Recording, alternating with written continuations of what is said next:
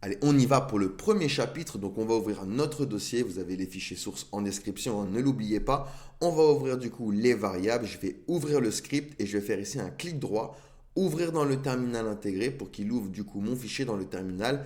Donc, comme ça, on pourra communiquer avec nos scripts et afficher des informations dans notre terminal. Donc, on va venir ici, on va parler des variables. En JavaScript, les variables sont utilisées pour stocker des valeurs et les réutiliser un peu plus tard dans le code.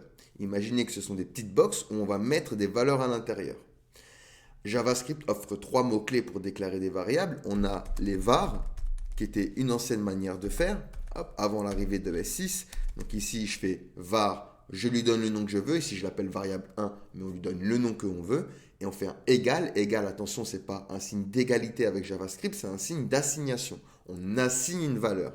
Ici, j'assigne une valeur à variable 1 qui sera un type number, donc 15.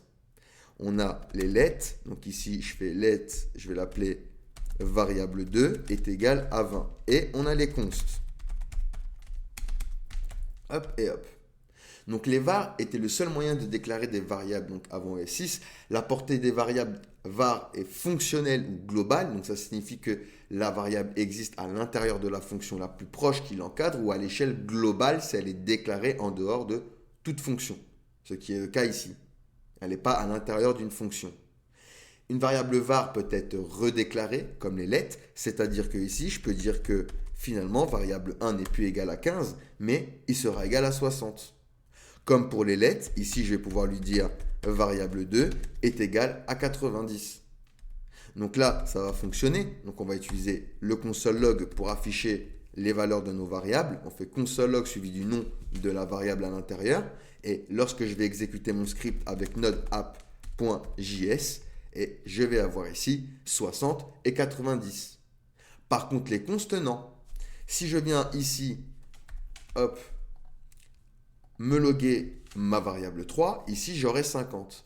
Mais si je viens dire ici ma variable, alors variable 3 est égal à 70, je vais avoir une erreur. Je vais avoir une erreur. Vous voyez ici, assignment to constant variable. On ne peut pas réassigner une valeur de const. C'est une manière beaucoup plus sécurité d'appliquer des variables.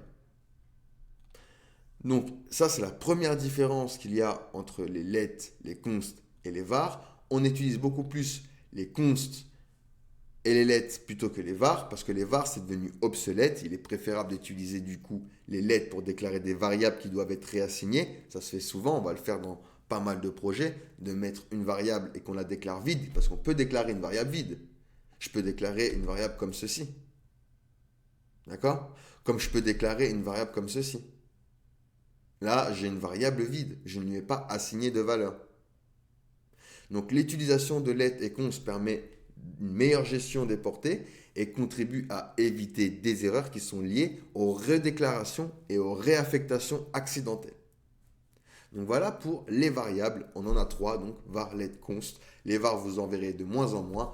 On préfère utiliser les const et les let. Et la principale différence qu'il y a entre les trois, c'est que les let et les var sont réassignables et les const non. Allez, on passe du coup à la suite.